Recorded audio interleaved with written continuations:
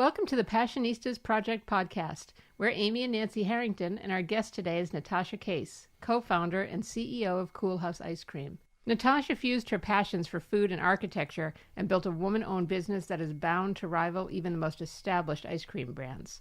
We're thrilled that she's our inaugural guest because she exemplifies everything we want the Passionistas Project to be. She's strong, smart, charming, talented, artistic, and most importantly, passionate about what she does.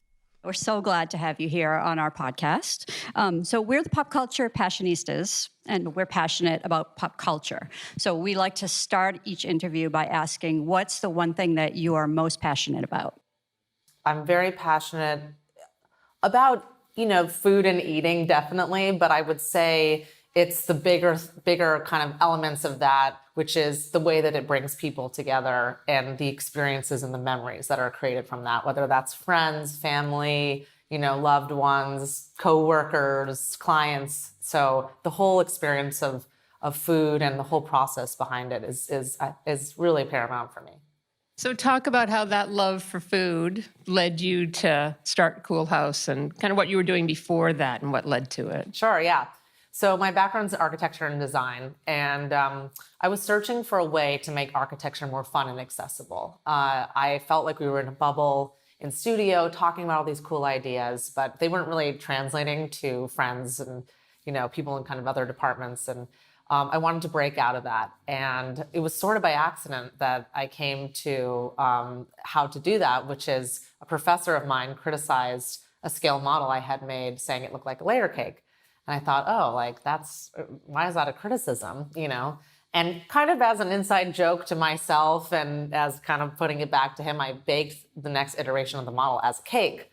And that was really, I think, my only all-nighter in all of architecture, undergrad, because I literally couldn't stop doing it. It was so fun. And the idea, knowing that it was edible and being playful in that way, it just ignited this passion. And also when I presented it to my colleagues and to my professor, you could just see that there was a different level of, a memory was being created in a different way. And there was a curiosity about it. Are we going to get to eat it when she's done talking? If you ask people from that studio what they remember, you're going to remember a model made of cake. And I thought, that's it. That's how I'll share the ideas and the stories behind architecture more, and the messages, the concepts, and also personally how I'll never get bored of it, because I know I'll never get bored of eating and making things for people and seeing that reaction. And that's kind of conceptually how I got to where I am, is bringing in design to food and merging them together, two passions, and telling the story about food through design. I still do the packaging design, still very involved in the visuals of the brand. I think that was the big, pivot point for me. And, the rest, there's obviously a lot of, okay, how did we get that going? We got the truck and we found a really good moment, I think, to launch. But I would say that's how it, in the bigger sense, I philosophically kind of got to where I am. So what did your family and friends think about this venture as you started off on it?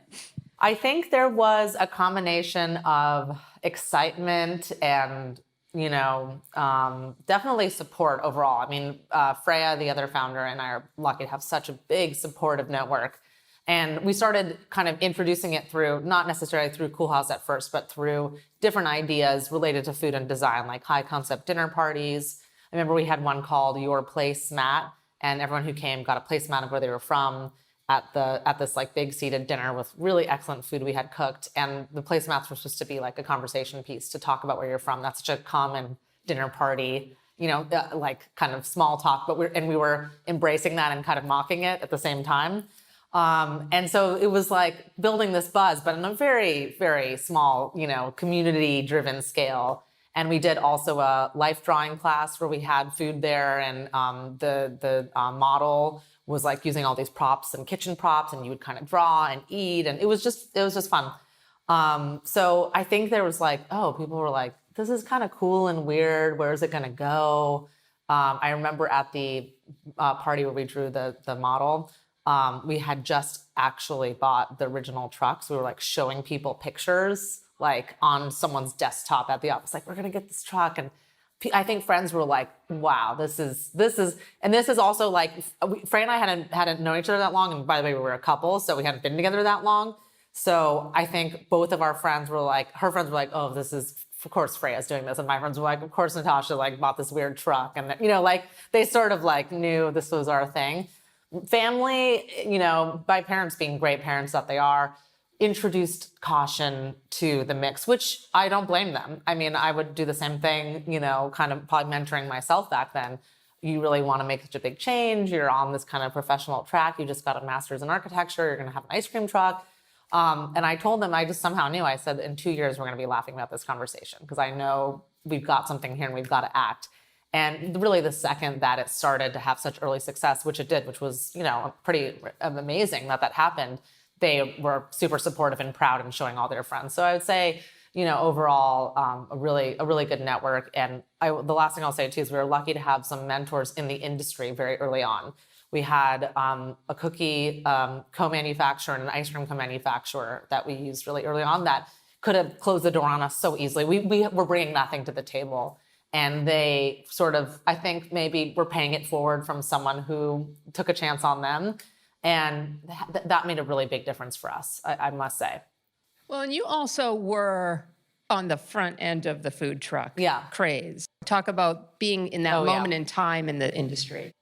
We Googled hipster ice cream truck. Nothing really came up. Like, how often does that happen on any Google search, especially these days? So it was like, we knew we had to act. And there's, in a way, because there felt like there was less saturation, we could really be pioneering. I think that was a helpful, like, in a way, a limitation of the risk than like getting out there when there's already so much. Okay, how are you going to stand out now? So that's one thing. The other thing too is, we were both living at home. We just felt like there wasn't that much to lose. I think I would assess risk very differently now, having a family, having a house. You have more on the line. You think of things differently. And truly there is something about your 20s where you just don't think things through that can be helpful. Like, I think you're not like, okay, well, if I do this, then this and this, and you're just like, okay, I have a really good feeling about this and I'm going to go for it. And that's kind of like how you make a lot of decisions then. And like, it just changes, which is a good thing too. But I think there's something very special about that, because I think if we had thought about it a lot, there would have been a lot of reasons not to, and you could kind of back away from it. So I do think a lot had to do with that time in life, So you've mentioned Freya a few times. Yeah. Tell us about meeting her and how Yeah. you guys decided to work together and sort of what are the challenges of working together. So meeting her is a funny story. I had studied abroad in Italy in college, and I had a friend that I lived with there who just moved to LA and said, you have to meet my friend Freya. You guys are going to be best friends. It was not romantic auspices that, at first brought us together. And then the night I had met her, that's how long ago this is, I had babysat that night. It's like, and the babysitting ended at 12:30. And then I would like have my plans after babysitting. I can't imagine now, you can, if you need fact checking on this, you ask my babysitting clients who were like, yeah, they thought it was insane. They're like, oh, okay, going somewhere at 1 a.m, So, okay, gonna go meet Freya at this birthday party. I actually, walking into the party, split my pants. And I stood in the street. It was this true sliding door moment. Should I just go home? Is this a sign that I should just go to bed? And I thought, it's a house party. Someone will have something to change into. Again, the 25-year-old, you're like, not like, but then if they don't, then what do I do? You know what I mean? Like, you're just like, they'll be fine. So I go in and I wait for Freya for like 2.5 hours, trying to get away. I kept saying to the mutual friend, it's just not going to happen tonight. It's okay. She's like, you cannot leave until Freya gets here. She was possessed by having us meet. And then we met and we just talked briefly, gave each other business cards. And Freya then runs into another friend who knows both of us 2 days later and really talks me up. I mean, this friend sounded as though I had paid her to say all these nice things about me. It's like, thank you. She said I was like a triathlete and architect. And she said, oh, and she's a lesbian, Natasha. And I hadn't really, I had kind of been thinking about that direction, but I hadn't really, wasn't officially out, let's say. And so Freya had also been kind of thinking about, exploring that. And so thought, oh, Natasha will be my practice girlfriend. And so Monday when I emailed her, she thought I was, making a romantic gesture, even though I wasn't. It was just friendly. And then it kind of all built from there. But really from like that first initial contact, those first few emails, I sort of told her I was doing this architecture ice cream thing. And it was truly like everything at once, the relationship, the business, all coming together so quickly. And it's the kind of thing, again, at this age, you're like, oh, this is going to be a disaster. Like you could even have said that to us, but sometimes things just do work out. I mean, we really, the relationship kept growing, the business kept growing. We were really good complements to each other as founders. I had design, I had sales, I had marketing, the kind of PR side too. Freya had business development. She could do kind of the pro formas, operations, finance, and you have to cover so much ground when you're getting started. It's like we could do everything together and just move really quickly and have such a good time doing it, like driving the truck to like a wedding in Ojai. I mean, it was so cool, So it did work out. I mean, we're married today, we have a son. So, but I still, when you kind of have that, even though Freya's not day-to-day at the business anymore, she's always my partner on some level. She's a mentor to me, I'm a mentor to her. We're always talking business, and it's a really cool thing to be able to have had that shared experience. So what does your day-to-day look like? What I love about what I do is each day is not the same, so it never gets old. I do try to start with something healthy, like a workout, Barry's boot camp flywheel. I do this boot camp with Lacey Stone Fitness too quite often through the year, and I think really giving you that energy to get more done, be more productive. If you can make time, great. So always almost start that way. I do like to ride my bike to the office too, if possible, or walk. I'm just a couple miles away, so it's nice. And always spending time with my son in the morning. When you are a working parent, you maybe get an hour in the morning, an hour at night, and that's it when they're this age. So always really making the time. And then usually my day is a mixture of, there be interviews, media. So much is about telling the story, especially with a brand like ours, especially being women-owned in this time. It's so important our voice is out there. So I spend a lot of time with that, whether it's over the phone, interview, writing, filming with the great Passionistas like you guys. Public speaking has become a huge part, I would say, at least a few times a week. I have regular meetings with my team, so each day a different department. So that's always a part of the day. Every day includes design, whether it's a packaging fix, marketing, working with the team on something that they need visually, but there's always at least a part of my day spent designing, which I'm very grateful for. Taste testing. Today I have to try our new non-dairy bases, coconut milk base. We've done cashew milk, so there's always a taste testing element.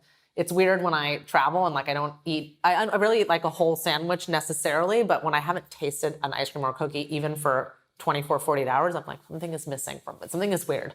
And I really crave it, so that's always part of it.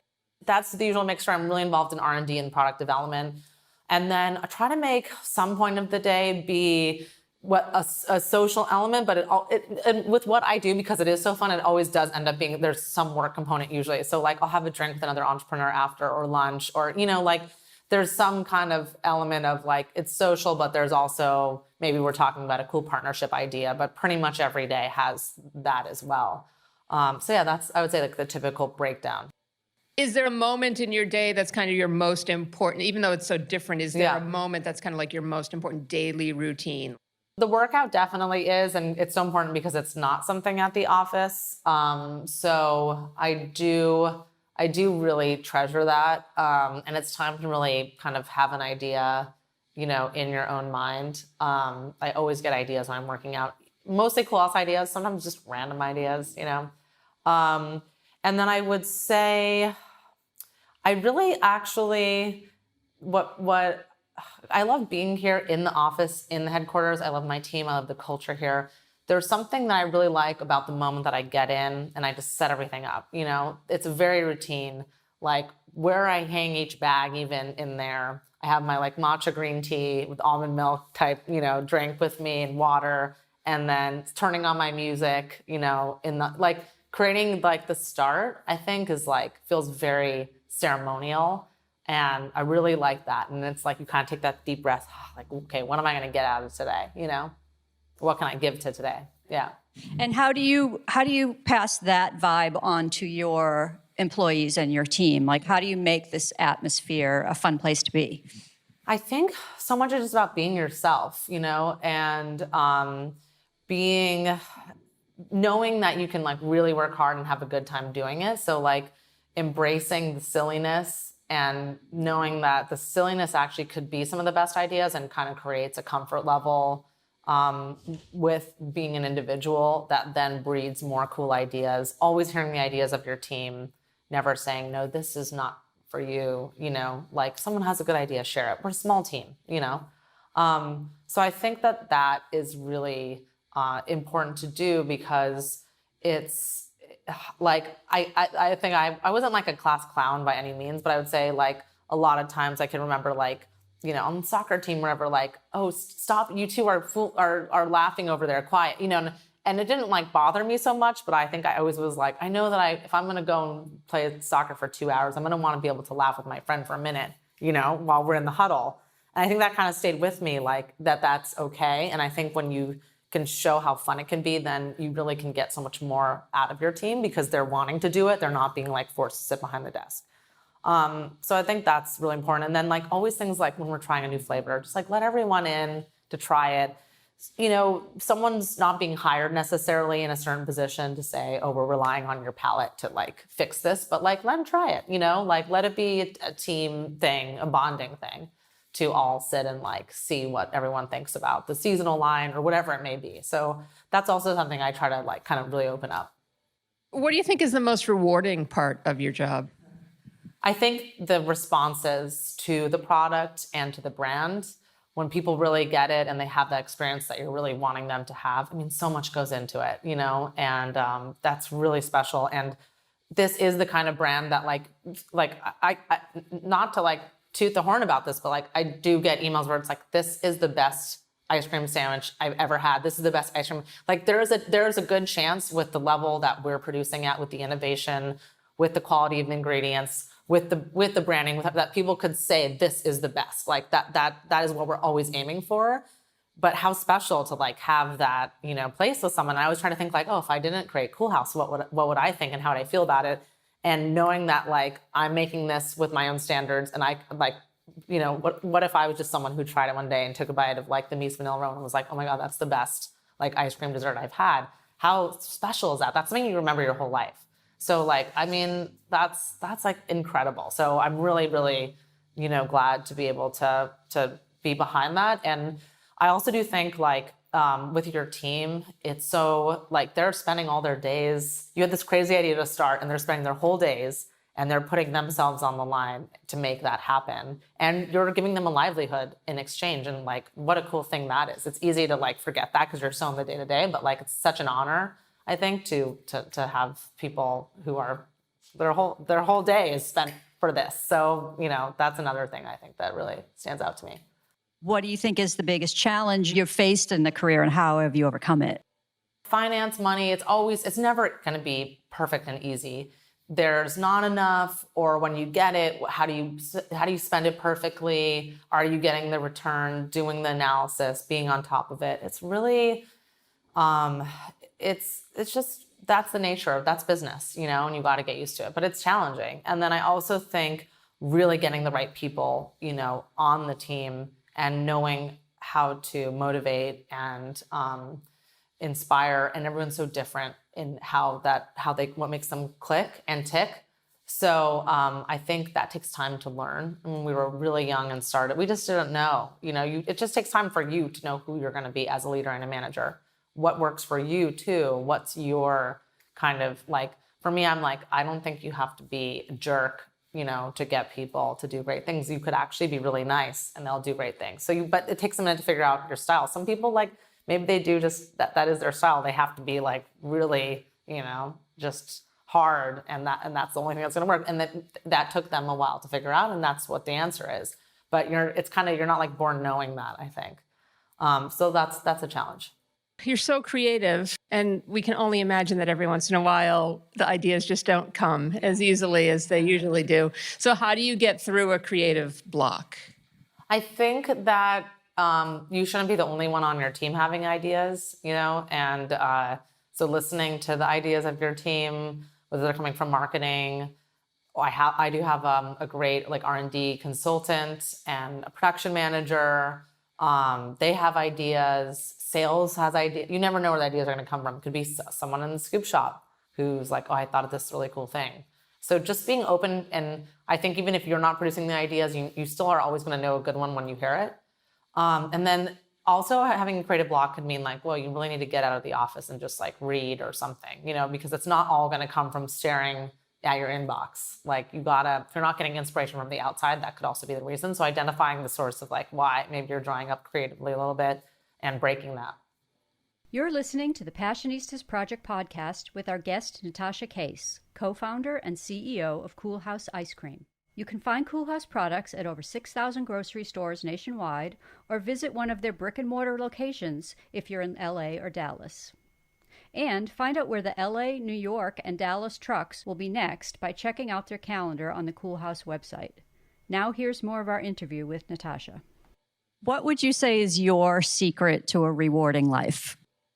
Secret to a rewarding life, I think just finding a way to spend majority of your time doing what you're passionate about. I mean, you guys are the Passionistas, If you are spending a big chunk of your day feeling like you're contributing, that you're doing something that you love, that you light up other people around you, that they light you up, you are going to feel fulfilled. And that's going to just be a chain reaction for so many things in life. And I think also, I forget that I was reading some quotation. It's like happiness is, you can never be about what you don't have. You have to be happy with what you have.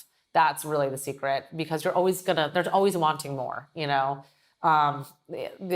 could have one house and be already thinking about the next and the next. It's like, but what the house that you have is great because you love spending time there, or whatever it may be. And I think that really is key, and knowing that you could have that bare minimum, Freya, Remy, family, friends, the people around you that really matter, and those relationships, and not the material things. And you are going to, focusing on that, you're going to feel that there's that satisfaction level, and that no matter what, those people are there for you.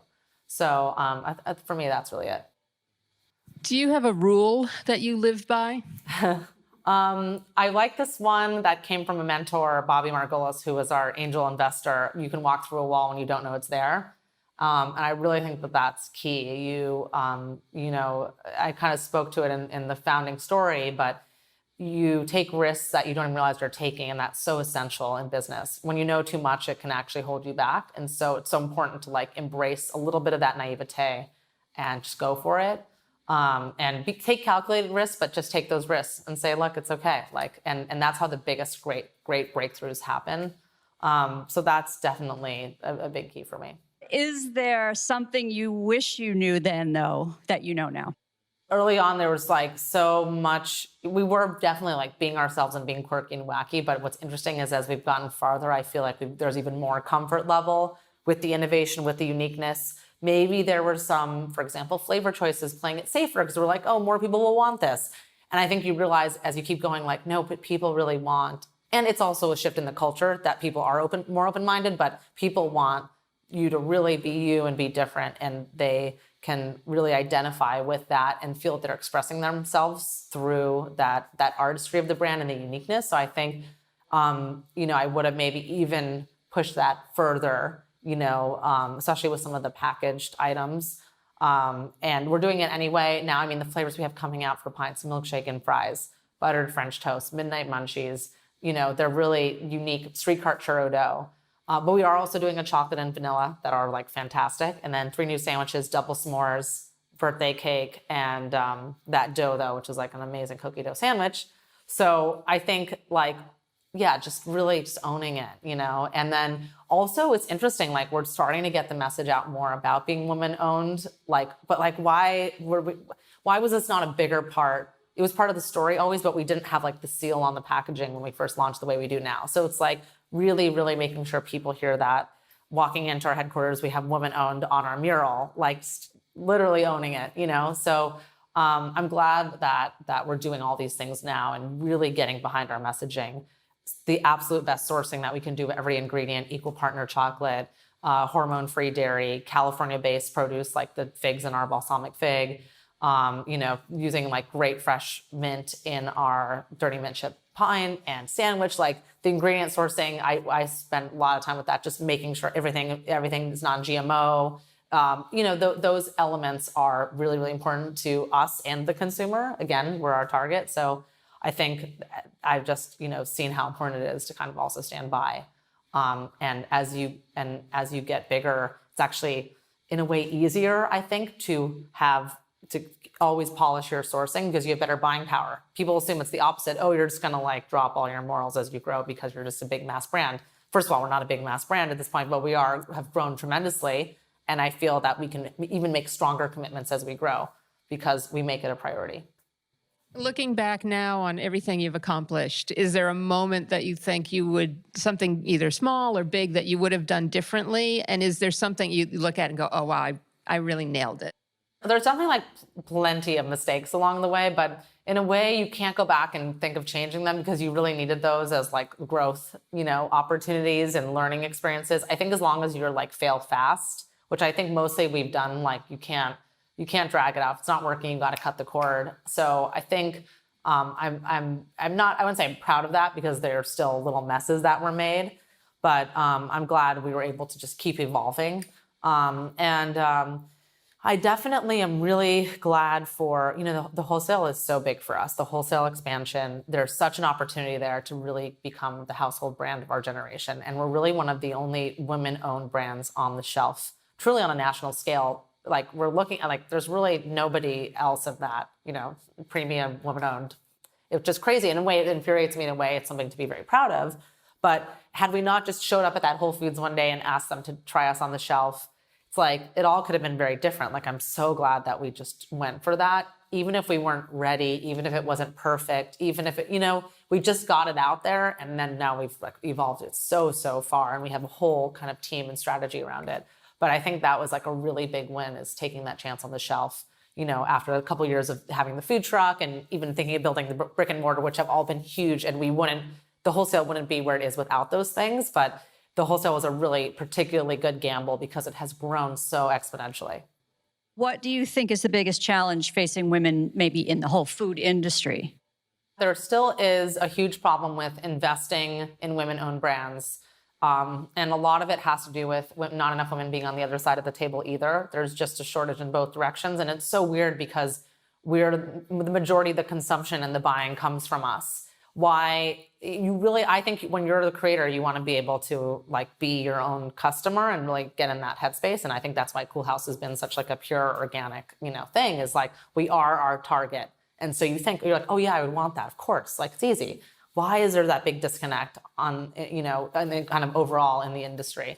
So I do think that that's an issue. And I do think, whether it's conscious or subconscious, there is just not enough dollars. Women aren't asking for enough. They're not getting enough. There's just an overall kind of smallness that we need to break out of and get on that different game level. And I think it is moving, and the dial is moving, and there's so much about the conversation happening around it. And there's a huge shift in the way we talk to one another and support one another. And it's all there. So we just need to keep pushing, make sure that happens. But that to me is the biggest challenge. What were your parents like when you were a kid? And what would your mom teach you about what a girl could do? Yeah, I'm so lucky. Both my parents, I think they always encouraged anything that I showed interest in. I always showed interest creatively. My mom, if you look at their careers, my mom is an animation director at Disney. My dad's an architect, self-employed, so also owning his own business. So kind of a very ideal, two people to look up to very much. People who were creative and had that artist side, but also, could foray that into consistent professional careers to support a family. I think kind of merge those things well, like the art side, but then something that's very, that has that practical element too, very applicable. And I always looked at their careers and thought, it's so cool what they do, but I definitely want to do something different. Ironically, my first real job after grad school at Disney Imagineering, architect at Disney, could not have been more than. I was still living at home too, carpooling with my mom to Disney. It was like very in the nest, good Jewish daughter, what can you say? But I would say my mom really has a very kind of strong female kind of, I always thought of my parents as equals, if not my mom being like, when she really wanted something for the house or to go somewhere, I mean, she really, has that kind of presence. So I never thought, oh, I should have anything less because I'm a woman. It never even crossed my mind. I always, I think, inherently thought of myself as an equal. And in a way, I didn't even think like, oh, I'm a girl and I'm equal to the boys. It was just like, we're all equal. It was so, I think having that so early was, in that formative stage really did help me and helps me lead today. Also, I played a lot of sports, and I think same thing, like, even though it's not that long ago, I mean, I'm 34 years old, but there's still much less, like, we kind of played co-ed sports with a lot of the things I played, basketball, for example. And I think it was kind of a good thing just playing with the boys, because again, I just thought like, oh, I can play with these guys, and I would.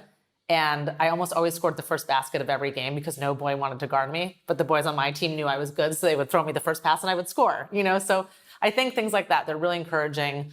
And yeah, as I said, like, it's not, I'm sure there's moments where, oh, they thought I was going to do something, I want to do something else. But mostly I think I was like pretty on like a track.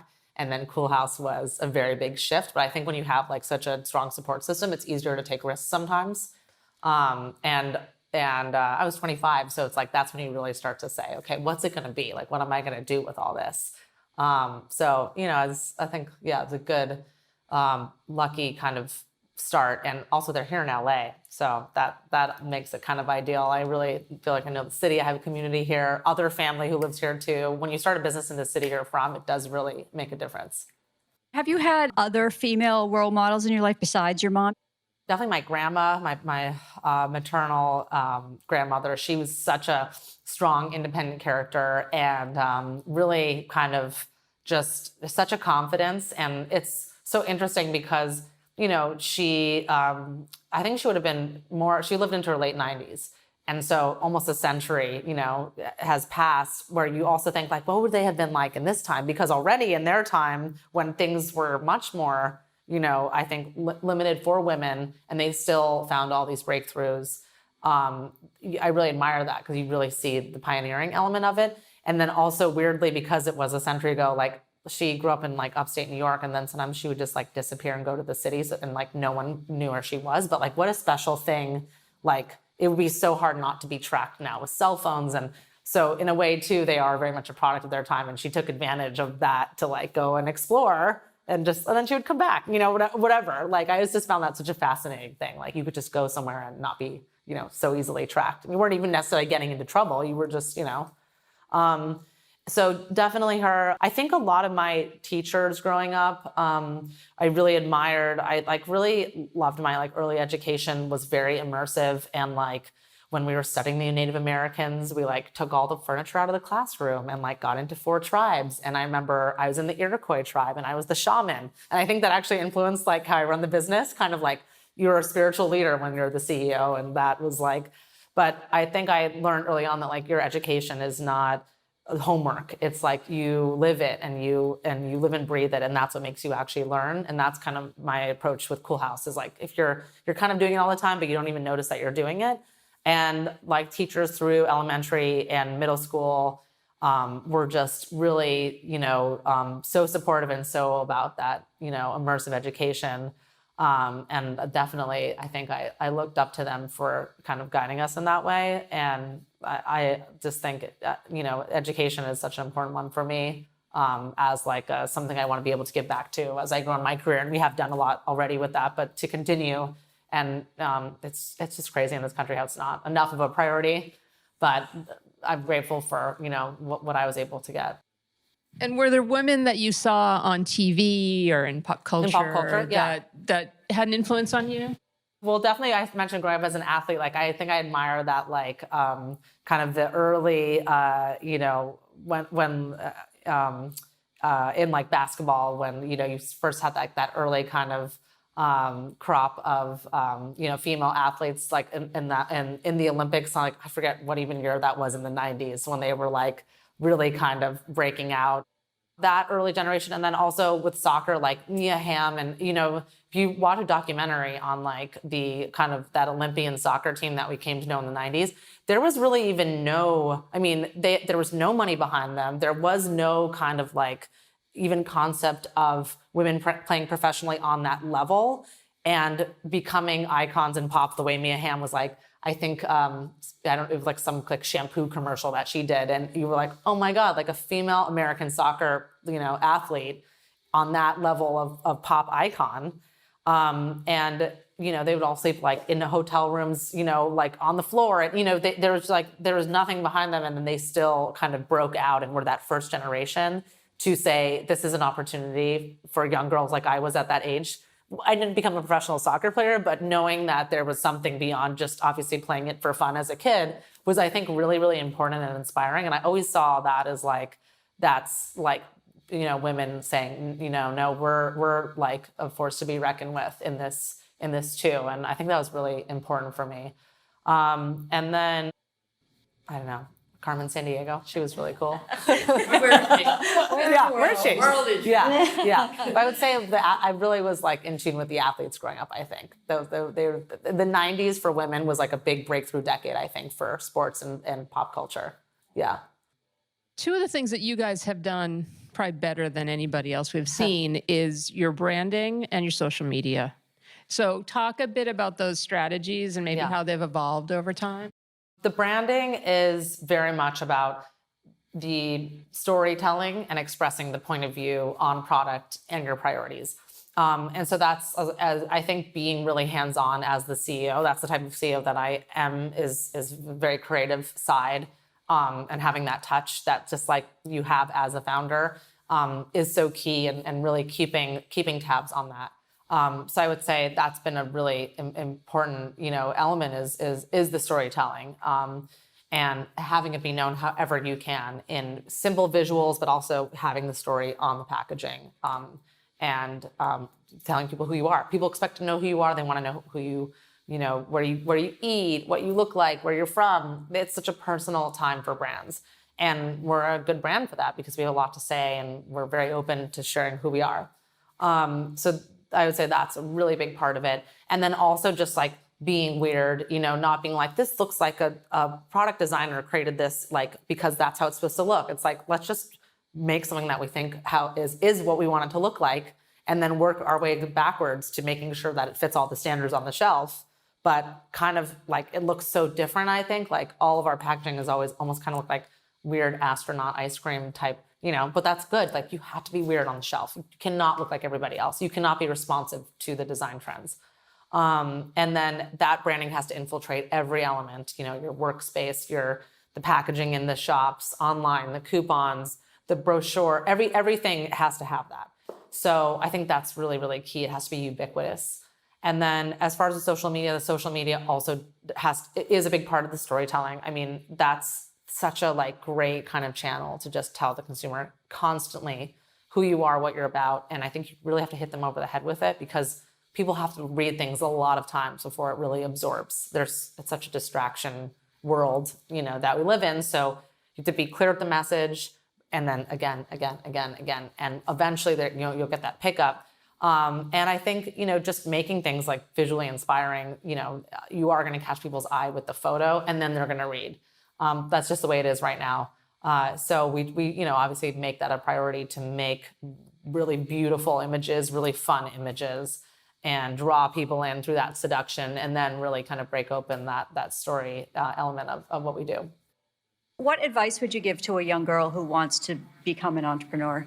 Absolutely. This is a great path for women. Women make great leaders. We have such a fantastic way of building community and thinking. And again, in consumer, for example, we are so much the ones who are making those decisions as consumers. We should be on the other side of it. I think research it, and there's so much to learn now. Even if it's a show like Shark Tank or whatever it may be, just get into it. Like read all these blogs. There's so much information. There's so much more that is out there now than when I was growing up. I didn't even really see it as an option. I didn't really know the word until much later. To me, I came to this more by process of elimination, I would say. And young girls have such a different opportunity to just embrace it and actually follow that path all the way through and be much more set up for it. And then I would also say, think really big. Too many women were like, okay, we're going to think of something that we know we can accomplish and get it done. And there's nothing wrong with that, but we need more of like the big thinking as women. And so I hope this next generation of girls really does come to like just own that. So where do you see yourself and the company in 5 years? In 5 years, I definitely want to be on that level of, household brand. That we're already a national brand. We're sold in every state. We have some international business in Asia and the Middle East. But I want to be like Coolhaus is that go-to grab, whether it's the pint or the sandwich or other novelties we create that's in that freezer, especially for the millennial generation and ongoing. I would love to really, we were close to 10 million in sales this year. In 5 years, no reason we shouldn't be a $100 million brand. I mean, we're on the track of more and more growth, and the big gets bigger. And I want to stay the best as we grow. And personally, I'd love to set myself and my family up to be able to enjoy the fruits of our labor. And depending on where things are at that point, there may be an opportunity for me to become an investor and invest in other women-owned brands. I would love to sit on the other side of that table in the future and be a mentor and help invest in the things that I see as promising and help them grow. So that's definitely a personal goal. We always like to ask people sort of a fun question. Because we're the pop culture passionistas, if you could pick one pop culture icon from any period of time and walk in their shoes for one day, who would you pick and why? The first person, honestly, that popped into my head was Eleanor Roosevelt, because I did this paper on her in 8th grade that it was about FDR and Eleanor Roosevelt, but it was so interesting. Like, I really felt like I knew her by the end of it because I just got so into the research, and I'm fascinated by that period of history anyway. And to know, kind of what was in her mind, I think, on that personal level, I'd be so curious about. Similarly, I think, who I would really pick, I would say, is Katharine Graham, because I read a great New Yorker profile on her, maybe it was like a year or two ago, and she just had such an interesting, she was so self-aware, and she's sort of, coming to it as like major socialite, and not a socialite, but someone with a lot of social power and from a wealthy background, although crazy family history also. But it's not like, oh, okay, great, and now I'm like sitting at the top and it's all good. I mean, it was still such a struggle for her. And I think she felt so many limitations, in a way felt limitations as a woman, like things that had become ingrained in her, but she was aware of them and then trying to push out. It wasn't like this block on her, but she knew, okay, this was for some reason something ingrained in me that I have to be this kind of way. Like, I think she wanted to like speak really concisely the way that men did in meeting. And she would like fight and fight and fight to do that. Even something simple like that, just knowing like I need to be able to just say something and drop the mic the way they do. And little social cues like that. But she was like very set and kind of in a way at a later age on changing that and kind of creating this persona that could really lead. And then, man, what like an interesting moment to lead what she did, like with the Post. I haven't seen the movie yet, but I think she's like an incredibly fascinating woman that span these multi-generations, and really represented the change for that time and a leader of that change, not only just for women, but overall for journalism and for politics and so many elements that she touched.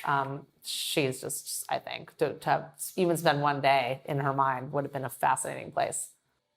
Thanks for listening to the Passionistas Project podcast and our interview with Natasha Case, co-founder and CEO of Coolhaus Ice Cream, which is available in over 6,000 grocery stores nationwide.